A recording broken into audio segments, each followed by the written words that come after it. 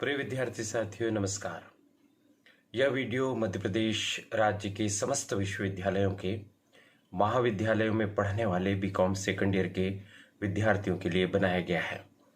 राष्ट्रीय शिक्षा नीति 2020 के अंतर्गत जो विद्यार्थी बीकॉम फर्स्ट ईयर को उत्तीर्ण करके बीकॉम सेकंड ईयर में पहुंचेंगे उन्हें मेजर, माइनर और इलेक्टिव विषयों के रूप में कौन कौन से विषय पढ़ने को मिल सकते हैं और इनके सिलेबस को हम कहां से प्राप्त करेंगे, यह महत्वपूर्ण जानकारी इस वीडियो में दी जा रही है।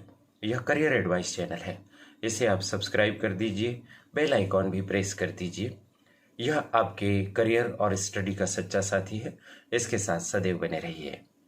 धन्यवाद।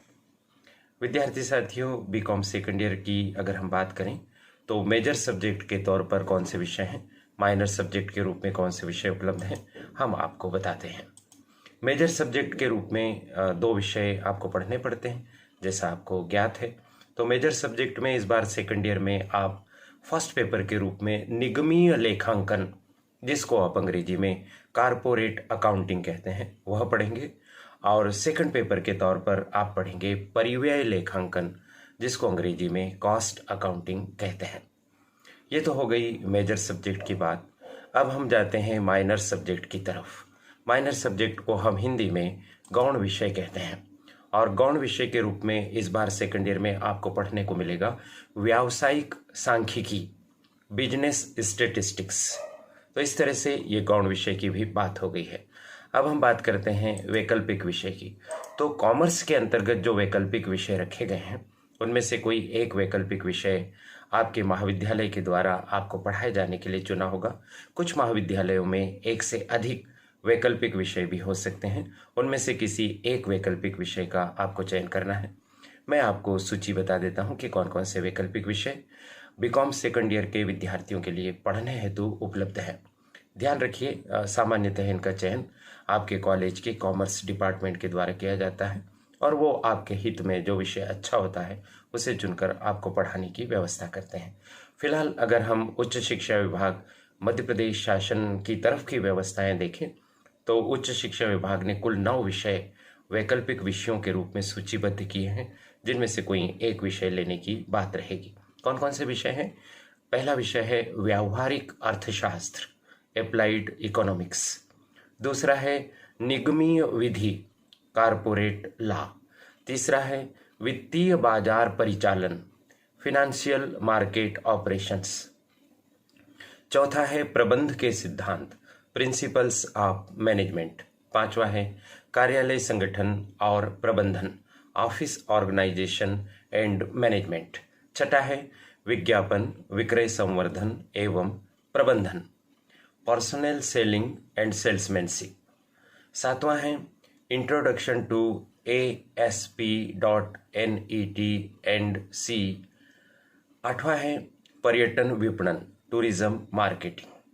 नवां है उन्नत आशुलिपि, एडवांस्ड स्टेनोग्राफी। तो सामान्यतः व्यवहारिक अर्थशास्त्र उपलब्ध होता है। आप अपने कॉलेज में पता कर लेंगे और उसके हिसाब से आप वैकल्पिक विषय का चयन करेंगे। अब आप जानना चाहेंगे कि इन विषयों के सिलेबस हमें कहाँ से मिलेंगे, तो उसके लिए बहुत परेशान होने की आवश्यकता नहीं है।